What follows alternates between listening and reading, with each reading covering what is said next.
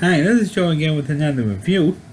For the sake of this video, I'm going to be discussing the 1984 horror movie classic, A Nightmare on Elm Street, starring Robert Englund as Freddy Krueger.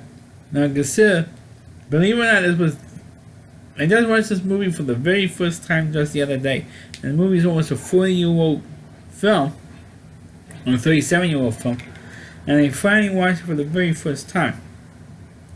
Well, I knew who Freddy Krueger was because he was the red sweater, and I saw kids usually dress up like Freddy Krueger for Halloween, so I knew what the kind of premise was of the movie. A crazy killer who kills horny teenagers in their dreams when they're dreaming. So I knew what the premise was, but I just never bothered seeing the movie because I was more into the Friday the 13th films or the Halloween movies more than I was with Freddy Krueger. And I consider Nightmare on Elm Street to be the third of the Holy Trinity. The three main horror slasher movie villains, which of course was Michael Myers, Jason Voorhees, and now Freddy Krueger as the three, the three main slasher villains.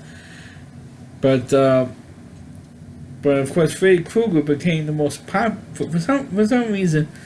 I think first everybody was crazy about Jason, being a serial killer, and then everybody really got into Freddy Krueger more than the other two because unlike Jason and Michael Myers, Freddy Krueger was the only one of the three main slasher villains to actually speak and to have a personality, instead of just stalking horny teenagers and killing them. Like I said, Freddy was the only one that actually had a real personality. He had the one line after the kills. He had all these crazy, all these one-liners, and that what made him, popular with the sarcastic lines and everything. Well, concentrating on the first movie, like I said, the first Friday the 13th movie came out way back in 1984 at the height of the slasher movie genre, because you already had the first three Halloween films, and you already had about like 3 or 4 movies of the Friday the 13th. So when Nightmare on Elm Street came in 84 at the height of the slasher movie genre in the 80s, and it was written, produced, and directed by Wes Craven, and he was really into horror movies more than any horror movie director at that time. The premise of Nightmare on Elm Street is Freddy Krueger was a child, and was mentioned in the first movie, and went into further detail in the third movie, which we're going to eventually get to.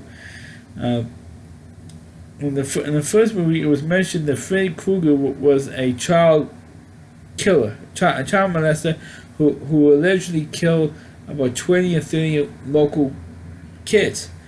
And so the parents, he would stalk the kids on Elm Street, which is, of course, where the location was. And it didn't even mention what town that the movie series took place in.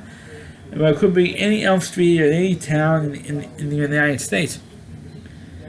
That they mentioned that he killed about like 20 to 30 kids, and so the parents wouldn't do anything about it. Or I should say, the cops didn't do anything about it. He did get arrested, but he got off of some kind of technicality. So what happened was the parents on Elm Street came together, and they killed Freddy Krueger. They killed him, and they buried him somewhere.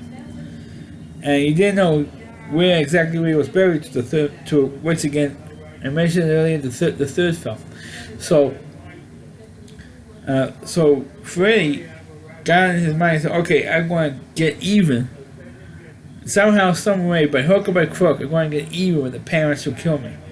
And by doing so he became some kind of like a supernatural demon. Pretty much what it is, he became a supernatural being, and he went into the dreams of all the kids who lived on Elm Street, and he killed these kids one by one on Elm Street. The kid, he went out to the kids of the, well, now adults.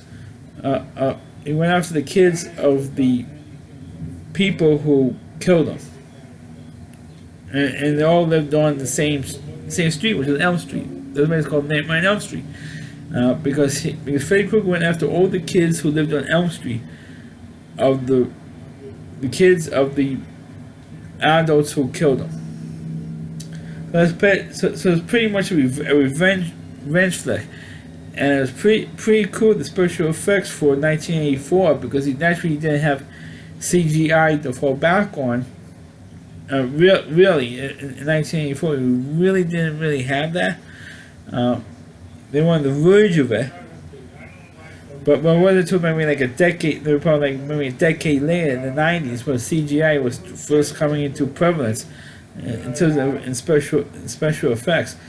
But and the special effects was really novel, and you really didn't know if you were actually in reality, or at least in this film's reality, or if you were watching a dream sequence. So that's really what made this movie really effective. And the first Friday the 13th movie, Friday the 13th, the first Nightmare on Elm Street film really does play to be a horror film, even though it is a slasher film. Killing kids in their dreams. Because apparently, if you get killed in your dreams, you die in reality. I mean, that's the premise of. That's one of the premises of this movie as well. That if you die in your dream, you die in reality.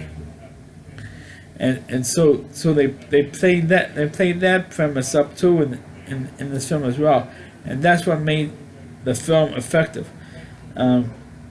Because you also didn't know if you were actually watching a dream sequence or you were watching the reality of this film. And of course, the ending is what sells. This movie does end on a cliffhanger.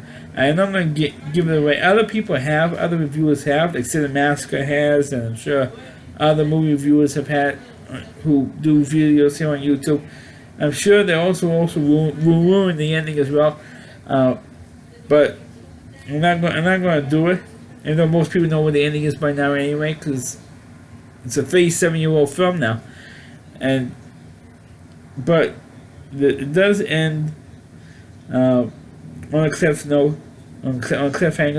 and it was really effective as well, because it does set you up for a sequel, or for a potential sequel, which will come out the very next year, and a potential series if this movie was successful.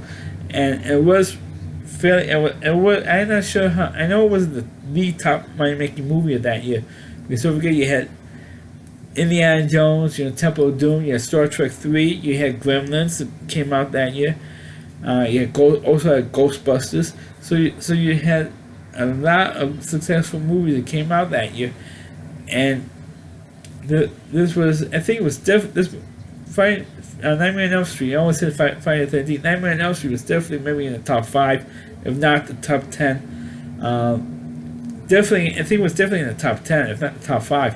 In terms of money-making films, and I thought it was really good, really effective, and that as a horror movie, it's definitely very effective on how the movie played out, and it does set up name Robert Englund as a horror movie icon, and throughout the original, I have to say about I think like 7 movies total, and then just the original 5. Plus, you did because the first one was labeled Freddy's Dead: The Final Nightmare, but you also had the Freddy vs. Jason movie, and you also had the Wes Craven's New Nightmare, where Robert Englund came back to play Freddy Krueger in that film. So he actually played Robert Englund played Freddy Krueger. I think a grand total of like 7 times total. And then, of course, now you have the reboot with Jackie Earle Haley playing, Freddy Krueger in the remake. Kelly Leak from the Band News Bears from the 1970s is playing Freddy Krueger now. In the 2000s. But The first one was really good. I mean, I can't say enough about the first movie. I didn't think I would like it as much as I did. Because, like I said at the top of this review, I was more into the Halloween movies and the Friday the 13th.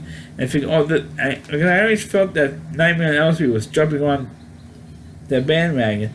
But now I could honestly say that Freddy Krueger is the third member of the Holy Trinity of slasher movie villains. So that's my review of the movie Nightmare on Elm Street. The original. Please click on the video, please rate it, please subscribe to my channel, and please forward this video on your Facebook pages. You can check out all my reviews and on my YouTube channel at rowdyc.com. It's OWDY, and that's C.com. On the homepage, you want to review of Christy Moore, and please check out all of his videos on his website. Thanks for watching. Catch you next time.